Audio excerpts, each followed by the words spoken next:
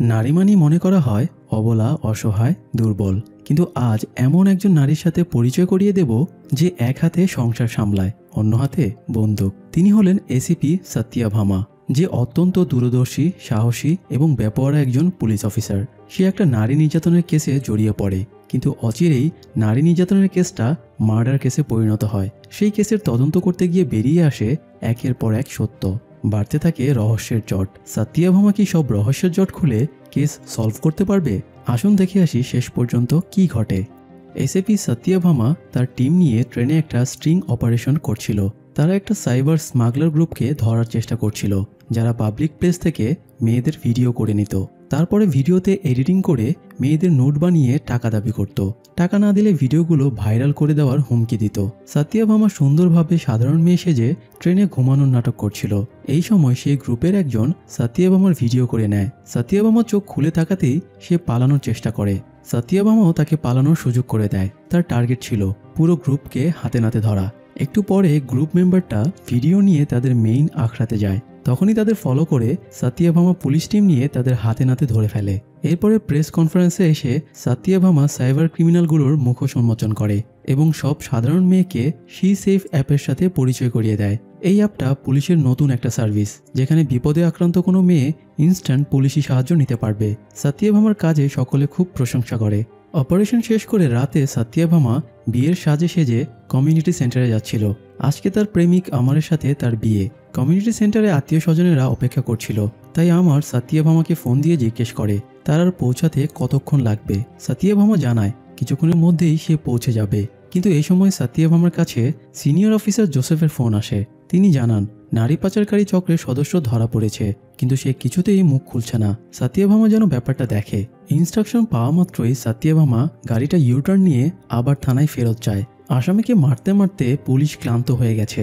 এই সময় সত্যভামা সেলে ঢোকে। শাড়ি চুরি পরা সত্যভামাকে দেখে আসামি পাত্তা না দেওয়ার স্বরে বলে যতই মারা হোক সে কিছুতেই মুখ খুলবে না। কিন্তু সত্যভামা চুরি পরা হাতে কয়েকটি ঘুষি দিতেই আসামির হুঁশ উড়ে যায়।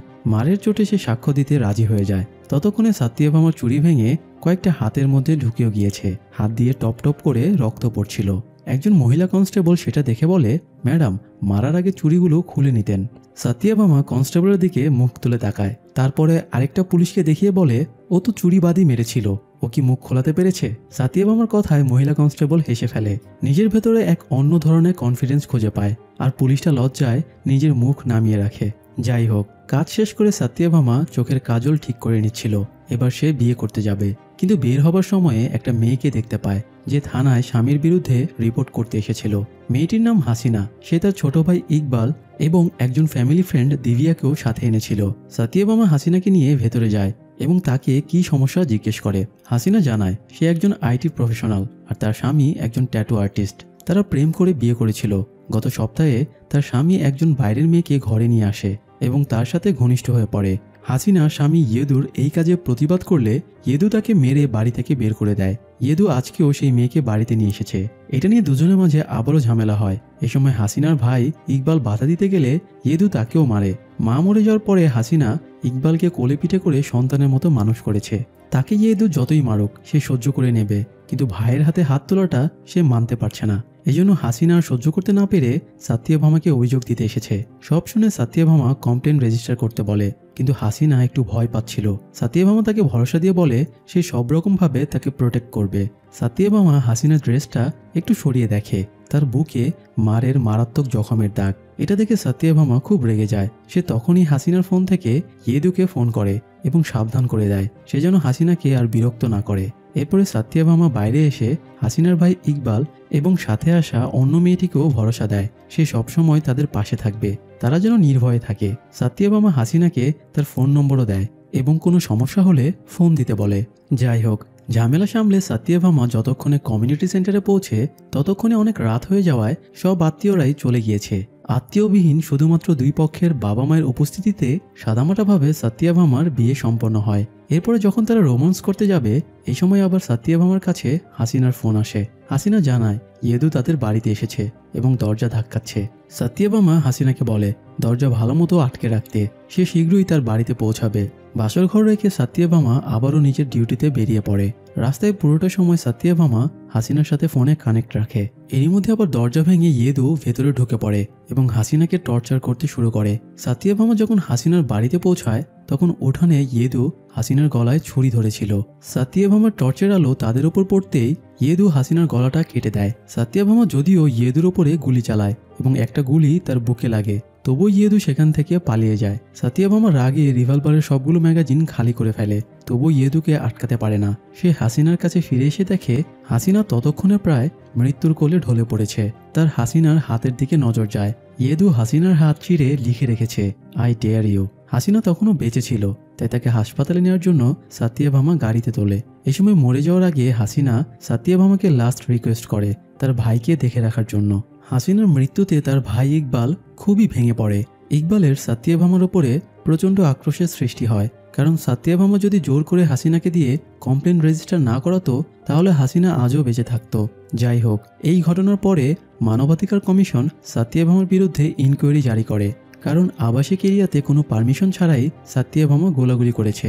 তারা সাতিয়াভামাকে সাসপেন্ড করতে চেয়েছিল, কিন্তু জোসেফ স্যারের রেফারে তাকে আর সাসপেন্ড করা হয় না, তবে তার রিভলভারটা নিয়ে নেওয়া হয়। হাসিনার মৃত্যুর পরে সাতিয়াভামার জীবনটা খাপছাড়া হয়ে যায়। তার জীবনের একমাত্র লক্ষ্য হয়ে দাঁড়ায় ইয়েদুকে খুঁজে বের করা।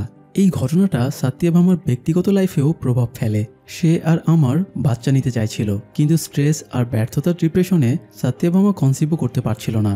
এরই মধ্যে একদিন সাতিয়াভামার ইনফর্মার থমাস তাকে গোয়ার কোনো এক জায়গায় ইয়েদুর খোঁজ দেয়। সাতিয়াভামা সেখানে চলে যায়। থমাস জানায় ইয়েদুকে রিসেন্টলি জেনি নামের একটা মেয়ের সাথে দেখা গিয়েছে।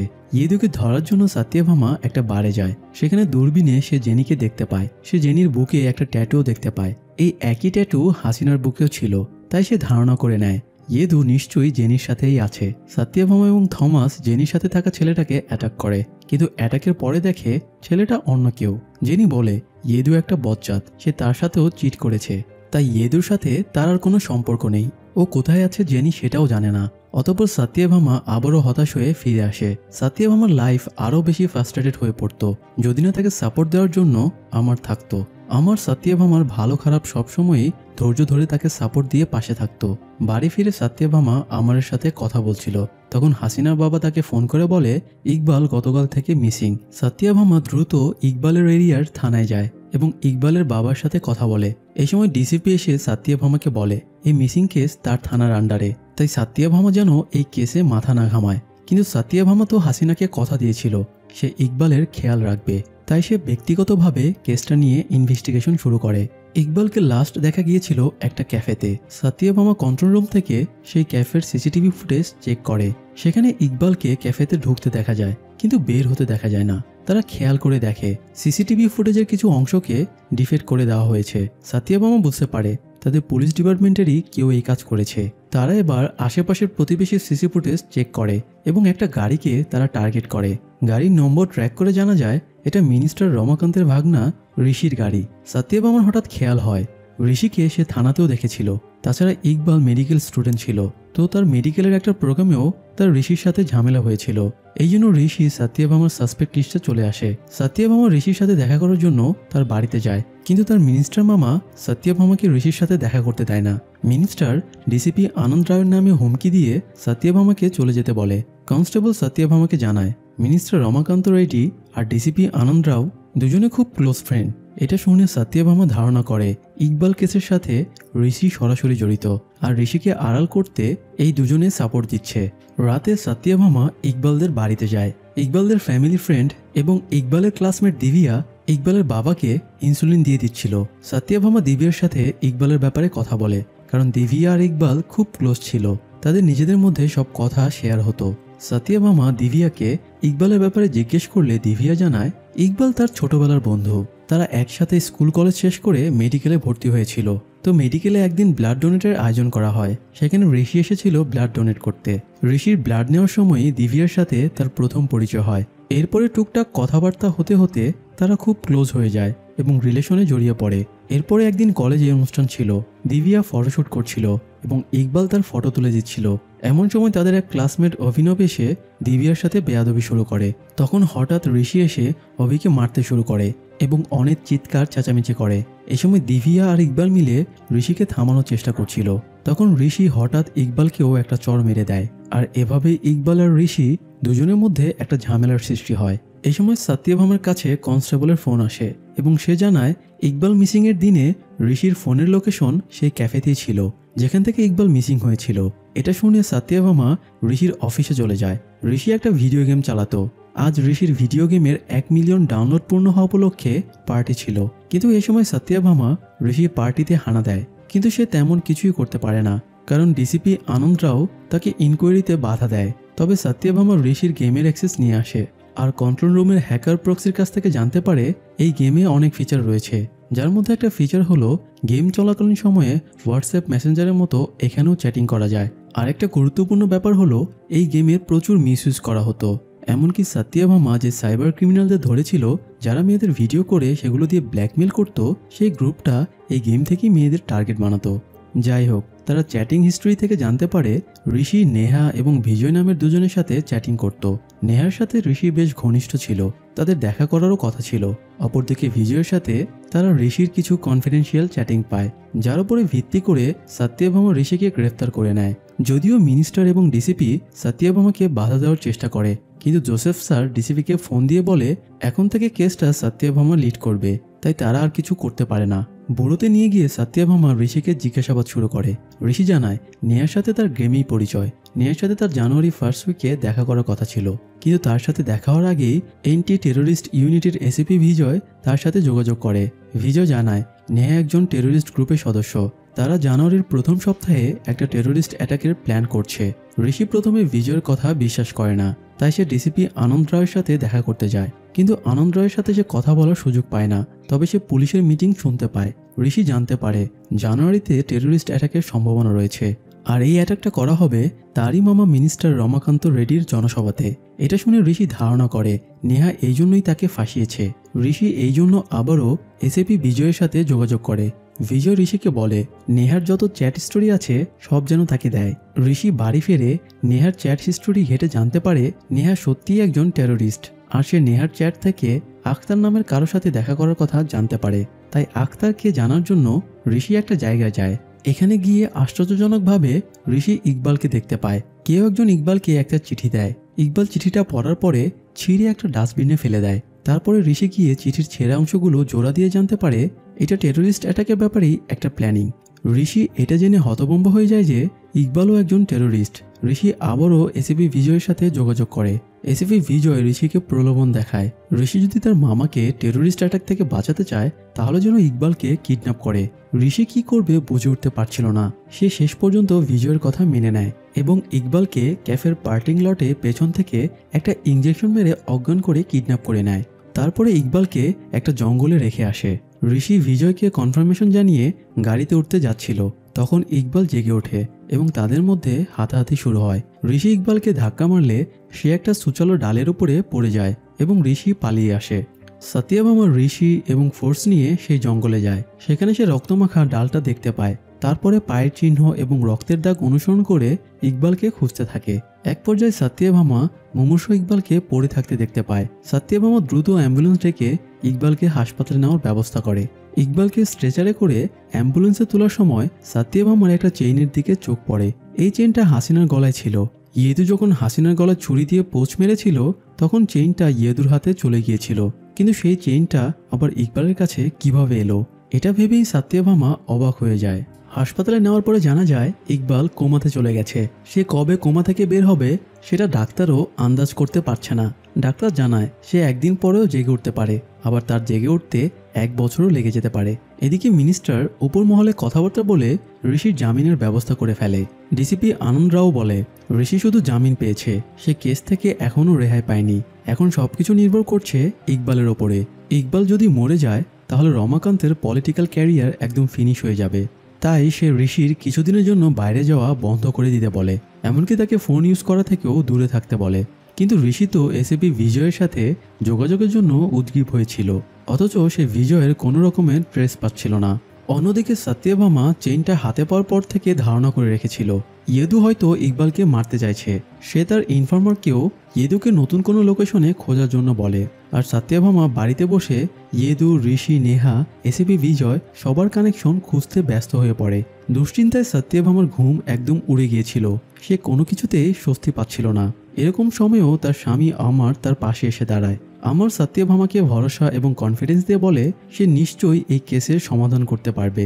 স্বামীর কাছে ভরসা পেয়ে সত্যভামা ঘুমানোর জন্য প্রস্তুতি নিচ্ছিল। এ সময় তার কাছে ফোন আসে এবং জানানো হয় ঋষি মিসিং। সত্যভামা দ্রুত ঋষির বাড়ি গিয়ে দেখে সে বাথরুমের জানালা দিয়ে পালিয়েছে। এদিকে আবার আরেক চক্রান্ত শুরু হয়ে যায়। সত্যভামাকে এই কেস থেকে সরানোর জন্য সবার আগে জোসেফ স্যারকে টার্গেট করা হয়। জোসেফ স্যারকে সময়ের পূর্বেই অবসরে পাঠানোর ব্যবস্থা করা হয় এবং আনুষ্ঠানিকভাবে বিদায় সংবর্ধনার আয়োজনও করা হয়, কারণ জোসেফ স্যারের সাপোর্টেই সত্যভামা নিশ্চিন্তে ইনভেস্টিগেশন করতে পারছিল। জোসেফ স্যার সত্যভামাকে বলে ওনার অবসরের পরে হয়তো সত্যভামাকে ট্রান্সফার করা হবে আর ইকবালকে টেরোরিস্ট ট্যাগ লাগিয়ে এই কেসটা ক্লোজ করে দেওয়া হবে। জোসেফ স্যারের ফাইনাল অবসরের আর মাত্র 3 দিন বাকি আছে, তাই সত্যভামা যা কিছু করার তা যেন সে এই 3 দিনের মধ্যেই করে। সত্যভামা সব ইউনিট নিয়ে এই কেসের ইন্টারোগেশনে বসে। তারা জানতে পারে গেমের মাধ্যমে নেহা এবং এসিপি বিজয় পরিচয়ে যে দুজন ঋষির সাথে যোগাযোগ করেছিল তাদের দুজনের প্রোফাইলই ফেক। না বিজয় নামে কোনো এসিপি আছে, না নেহা নামে কোনো টেরোরিস্ট আছে। তাই ঋষিকে জাস্ট ম্যানিপুলেট করতেই এই দুটো ফেক প্রোফাইল ইউজ করা হয়েছিল। তাই তাদের কাছে একমাত্র লিড হিসেবে থাকে আখতারের নাম। আখতার পুলিশের লিস্টে একজন কুখ্যাত আতঙ্কবাদী। সে ইয়াং ছেলেপুলোকে ব্রেন ওয়াশ করে টেরোরিস্ট বানিয়ে তোলে, কিন্তু তার বিরুদ্ধে অ্যাকশন নেওয়ার মতো স্ট্রং কোনো প্রমাণ নেই। তাছাড়া সে যে এরিয়াতে থাকে সেখান থেকে তাকে ধরে আনার ক্ষমতাও কারো নেই। কিন্তু সত্যভামা সেখানে যাওয়ার সিদ্ধান্ত নেয়। সত্যভামা বোরকা পরে কলগার্ল সেজে আখতারের ঘরে যায় এবং সেখানে তাকে মেরে তক্তা বানিয়ে দেয়। আখতারের ঘর থেকে সত্যভামা অনেকগুলো নতুন টেরোরিস্টের বায়োডাটা দেখতে পায়। আপাতত সত্যভামার জন্য এগুলোই যথেষ্ট ছিল। সে আখতারকে মেরে কোনো ক্লু না রেখে বা নিজের চেহারা না দেখিয়ে আবার ফিরে আসে। সত্যভামা দিব্যার ফোন ট্যাপ করে রাখে, কারণ সে জানতো ঋষি কোনো না কোনো সময়ে দিব্যার সাথে নিশ্চয়ই যোগাযোগ করবে। একসময় ঋষি ঠিকই দিব্যাকে ফোন করে আর তখনই সত্যভামা ঋষির লোকেশনে পুলিশ পাঠিয়ে দেয়। তবে সে ঋষিকে আবারও পালানোর সুযোগ করে দেয়, কারণ তার ধারণা ঋষি এবার পালিয়ে দিব্যার কাছেই যাবে। শেষ পর্যন্ত ঋষি দিব্যার কাছেই যায়। দিব্যা ঋষির গল্পকে আর বিশ্বাস করতে পারছিল না। তখন ঋষি জানায় নেহা বিজয়ের অস্তিত্ব যদি নাও থেকে থাকে তবুও একজন লোকের সাথে তার বাস্তবে দেখা হয়েছিল। সেই লোকটা ওল্ড সিটিতে তাকে ইকবালকে কিডন্যাপ করার জন্য ইঞ্জেকশনের সিরিঞ্জটা দিয়েছিল। এখন তারা যদি সেই লোকটাকে ধরতে পারে তাহলে ঋষি নিজেকে নির্দোষ প্রমাণ করতে পারবে। তাদের দুজনের সব কথাবার্তা সত্যভামা ফোন ট্যাপের মাধ্যমে শুনে ফেলে। যাই হোক, রাতে ফেরার পথে সত্যভামা ইকবালের বাবাকে বাড়িতে নামিয়ে দেয়। ইকবালের বাবা সত্যভামাকে বলে 1 কাপ চা খেয়ে যেতে। তাই সত্যভামা ইকবালের বাড়িতে ঢোকে। সেখানে সে একটা ফ্যামিলি ফটো দেখতে পায়, যার মধ্যে একজনের চেহারার সাথে ঋষির দেওয়া এসিপি বিজয়ের চেহারা মিলে যায়। সত্যভামা ইকবালের বাবাকে জিজ্ঞেস করে এই লোকটা কে। উনি জানান এটা ওনার শালা রিয়াজ। রিয়াজ ইস্তাম্বুলে থাকে, তবে 3 দিন আগে সে হায়দ্রাবাদে এসেছে। এটা শুনে সত্যভামা ক্যালকুলেশন করে দেখে রিয়াজ আসার পরের দিনেই ইকবালকে কিডন্যাপ করা হয়েছিল। সত্যভামা রিয়াজকে খোঁজার জন্য সবাইকে অ্যালার্ট করে দেয়। কিছুক্ষণের মধ্যে ইন্সপেক্টর প্রহ্লাদ রিয়াজের লোকেশন ট্র্যাক করে ফেলে এবং তাকে উঠিয়ে বুড়োতে নিয়ে আসে। প্রহ্লাদ রিয়াজকে বিজয় বলে সম্বোধন করে এবং জিজ্ঞেস করে সে ইকবালকে কেন মারতে চেয়েছে, কিন্তু রিয়াজ সবকিছু অস্বীকার করে। তারা রিয়াজের বিজয় নামে বানানো সেই ফেক আইডি কার্ডও দেখায়, যেটা দিয়ে ঋষির সাথে যোগাযোগ করা হয়েছিল। কিন্তু এবারও রিয়াজ কিছুই স্বীকার করে না। রিয়াজ জানায় সে মেয়ের বিয়ের জন্য হায়দ্রাবাদে এসেছে, এসবের সাথে তার কোনো কানেকশন নেই। সত্যভামা বলে বিজয়কে যদি রিয়াজ হিসেবে খুঁজে পাওয়া যায় তাহলে নেহাকেও নিশ্চয়ই অন্য কোনো পরিচয়ে খুঁজে পাওয়া যাবে। খোঁজার একটু পরেই তারা মায়া নামের একটা মেয়ের খোঁজ পেয়ে যায়, যে এইমাত্র একটা বাসের টিকিট কেটেছে। সত্যভামা প্রহ্লাদ এবং কনস্টেবলকে নিয়ে সেই বাসটা আটকায় আর মায়াকে বের করে আনে। মায়ের আইডি কার্ড চেক করে জানা যায় সে সত্যি বলছে। এই কেসের সাথে তার কোনো কানেকশন নেই, কেউ মায়ার অজান্তেই তার আইডি এবং ফটো ইউজ করছে। এদিকে ঋষি দিব্যাকে নিয়ে সেই জায়গাটাতে যায় যেখানে লোকটা তাকে সিরিঞ্জ দিয়েছিল।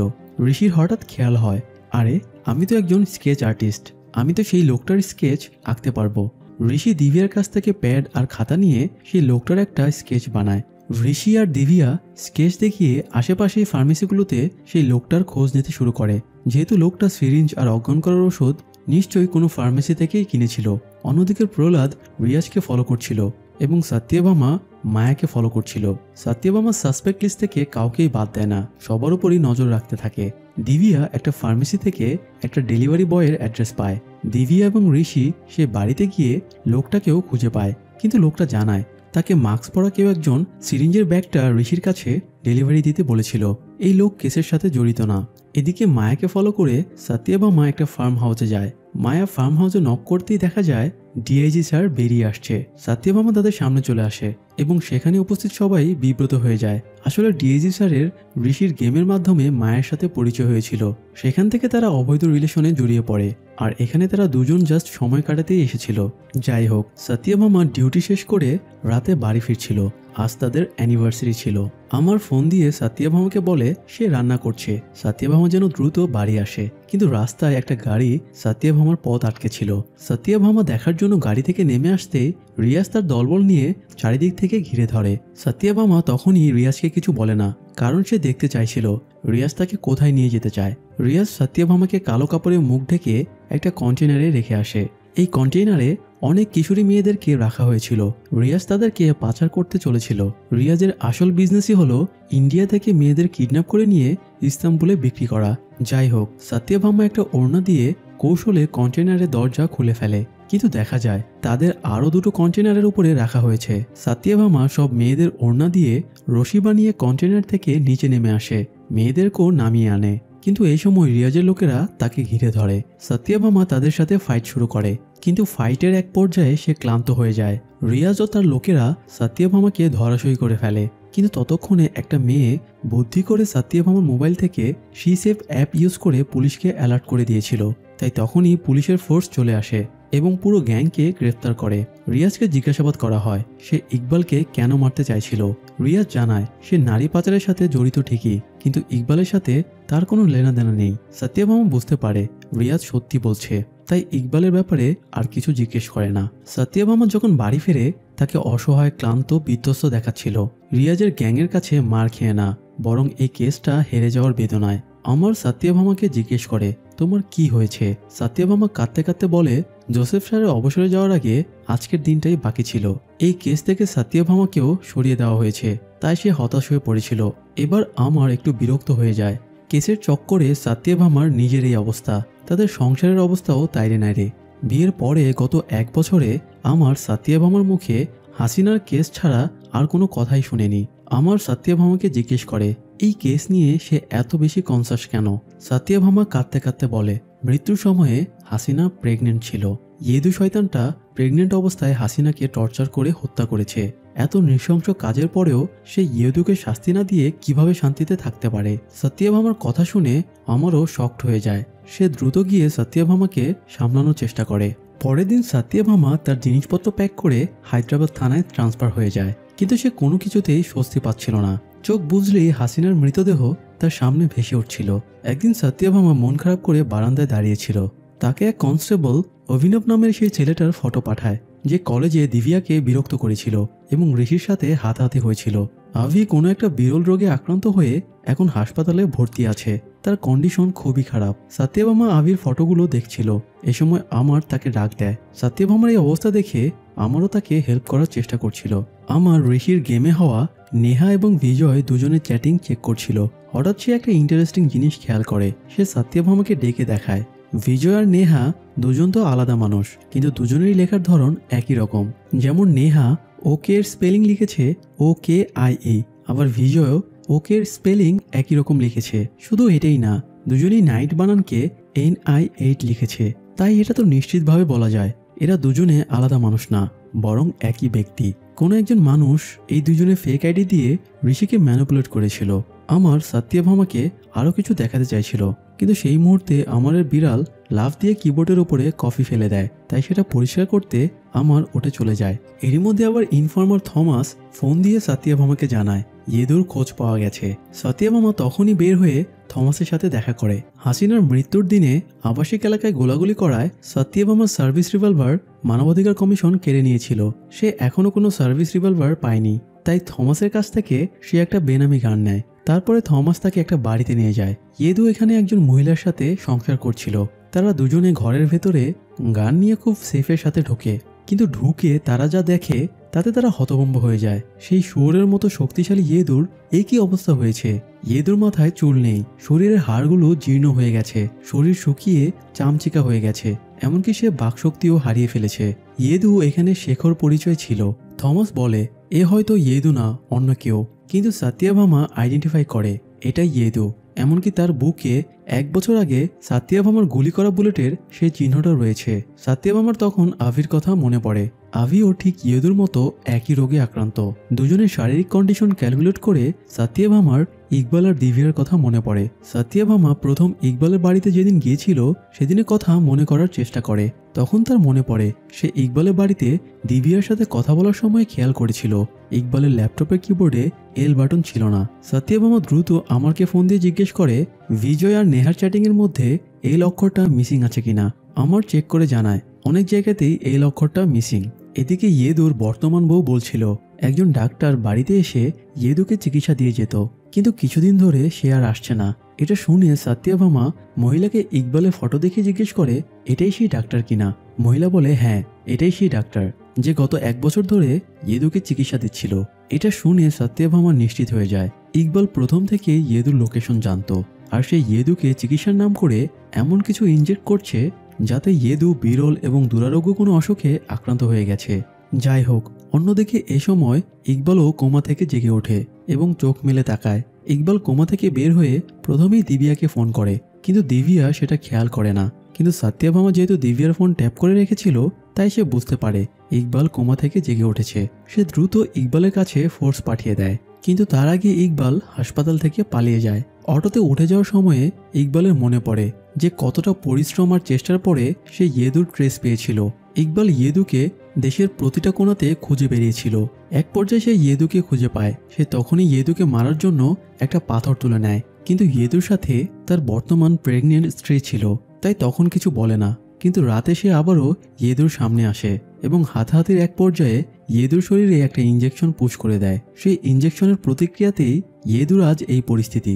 যাই হোক, ইকবাল সোজা দিভিয়ার বাড়িতে আসে। সে জানতো ঋষিও পালিয়ে দিভিয়ার বাড়িতেই লুকিয়ে আছে। ঋষি উপরের ঘরে ছিল। ইকবাল নিচতলা থেকে বিজয়ের নামে ঋষিকে মেসেজ দেয়। ঋষি বাইরে এসে জানতে পারে বিজয়ের নাম করেই ইকবালই তাকে ফাঁসিয়েছে। এটা জানতে পেরে ঋষি রেগে যায় এবং ইকবালের সাথে হাতাহাতি শুরু করে। এই সময় ইকবাল সেই একই ইঞ্জেকশন ঋষির পেটেও ইনজেক্ট করে দেয়, যেটা সে ইয়েদু আর অভিনবকেও ইনজেক্ট করেছিল। ঋষি যন্ত্রণায় ছটফট করতে শুরু করলে দিভিয়া তাকে নিয়ে ব্যস্ত হয়ে পড়ে। ইকবাল দিভিয়ার দিকে তাকিয়ে বলে আমি, তুমি, আমাদের হাসপাতাল, সব মিলিয়ে আমরা কত খুশি ছিলাম, অথচ মাঝখানে এই হারামিটা চলে আসায় সব নষ্ট হয়ে গেল। তুমি ওর প্রেমে কিভাবে পড়লে? দিভিয়া বলে সে ইকবালকে ওই নজরে কখনো দেখেনি। ইকবাল বলে সেও দিভিয়াকে খারাপ নজরে দেখেনি, কিন্তু ভালোবাসার ব্যাপারটা খুবই অদ্ভুত। আমরা যাকে ভালোবাসি তাকে কখনো চোখের আড়াল করতে চাই না। ইকবালও বোন মরে যাওয়ার পরে দিভিয়াকে চোখের আড়াল করতে চায়নি। সে দিভিয়ার মাঝে নিজের দুনিয়া খুঁজে নিয়েছিল, কিন্তু দিভিয়া ঋষির সাথে রিলেশনে জড়িয়ে পড়লে সে ভয় পেয়েছিল তার বোনের সাথে যেটা হয়েছে সেটা হয়তো দিভিয়ার সাথেও একদিন ঘটবে। তাই সে ঋষিকে নেহা এবং বিজয় সেজে ফাঁসিয়ে দিয়ে দিভিয়ার জীবন থেকে সরিয়ে দিতে চেয়েছিল, কিন্তু তার প্ল্যান ব্যর্থ হয়ে যায়। তাই ইকবাল আজ ঋষিকে সরিয়ে দেওয়ার সিদ্ধান্ত নেয়। ইকবাল ঋষিকে ইঞ্জেকশনের দ্বিতীয় ডোজ দিতে যাচ্ছিল, তখনই সেখানে সত্যভামা চলে আসে। সত্যভামা কথা দিয়ে ইকবালকে ম্যানিপুলেট করতে চাইছিল, তাই সে তাকে ছোটু বলে ডাকে। এতে ইকবাল রেগে যায় এবং বলে তাকে ছোটু বলে না ডাকতে, কারণ হাসিনা তাকে এই নামে ডাকত। সত্যভামা বলে সে ইকবালের ব্যাপারে সবকিছু জেনে গিয়েছে। ইকবাল প্রথমে ঋষিকে সরিয়ে দিতে নেহার পরিচয়ে ঋষির সাথে যোগাযোগ করে। তারপরে রিয়াজের ফটো ইউজ করে বিজয়ের পরিচয় দিয়ে ইকবাল নিজেকেই ঋষির মাধ্যমে কিডন্যাপ করানোর প্ল্যান বানায়। ইকবাল রিয়াজের উপরও প্রতিশোধ নিতে চাইছিল, কারণ সে একবার হাসিনাকে বিদেশে পাচার করে দেওয়ার চেষ্টা করেছিল, আর এভাবে সে এক ঢিলে 2 পাখি মারার ব্যবস্থা করে। অন্যদিকে ইকবাল ইয়েদুর বাড়িতে গিয়ে তার ট্রিটমেন্টের নামে বারবার তাকে ইঞ্জেকশন দিতে থাকে, ফলে সে আজীবনের জন্য পঙ্গু হয়ে যায়। সব শোনার পরে ইকবাল বলে সে সবাইকে শাস্তি দিয়ে ফেলেছে, শুধু ঋষি বেঁচে আছে, এবার সে ঋষিকে শাস্তি দেবে। এই সময় সত্যভামা গান বের করে ইকবালকে টার্গেট করে বলে তুমি শুধু তোমার বোনের মৃতদেহটা দেখেছ, কিন্তু আমি তার মৃত্যুর সময়ে গর্ভের বাচ্চাকে বাঁচাতে না পারার আর্তনাদ নিজ চোখে দেখেছি। তোমার চেয়ে আমার কষ্ট মোটেও কম না। বোন মৃত্যুর সময়ে গর্ভবতী ছিল। এটা শুনে ইকবালও শকড হয়ে যায়। সে ঋষির কাছ থেকে ইঞ্জেকশন সরিয়ে নেয় এবং তার বোনের সাথে কাটানো সব স্মৃতিগুলো মনে পড়তে থাকে। ইকবাল প্রচণ্ড ইমোশনাল হয়ে পড়ে। এই সময় পুলিশ এসে ইকবালকে গ্রেপ্তার করে নেয়। বাইরে গিয়ে সত্যভামা হাসিনা সেই চেনটা ইকবালকে দিতে চায়, কিন্তু ইকবাল সেটা না নিয়ে বলে এটা সঠিক হাতেই আছে। ইকবালকে সংশোধন হবার একটা সুযোগ দিয়ে সাত্যভামা চলে আসে। এরপরে কেটে যায় কয়েক মাস। এক উইমেন্স ডে প্রোগ্রামে আমার সাত্যভামাকে নিয়ে লেখা বইয়ের সেম কাহিনী সবাইকে শোনায়। সবাই সাত্যভামার গল্পটা শুনে মুগ্ধ হয়ে যায়। গল্প শেষে আমার সাত্যভামাকে ফোন করে। সাত্যভামা অবশেষে প্রেগনেন্ট হতে পেরেছে। সাত্যভামা প্রোগ্রামেই আসছিল, কিন্তু একটা ইম্পর্টেন্ট কেস চলে আসায় এই প্রেগনেন্ট অবস্থাতেও সাত্যভামা আবারও ইউটার্ন নিয়ে চলে যায়, কারণ সাত্যভামাকে কোনো কিছুই তার দায়িত্ব থেকে আটকাতে পারে না। দর্শক, আশা করি সাত্যভামার গল্পটি আপনাদের ভালো লেগেছে। এরকম আরও গল্প পেতে আমাদের পাশেই থাকুন। ধন্যবাদ।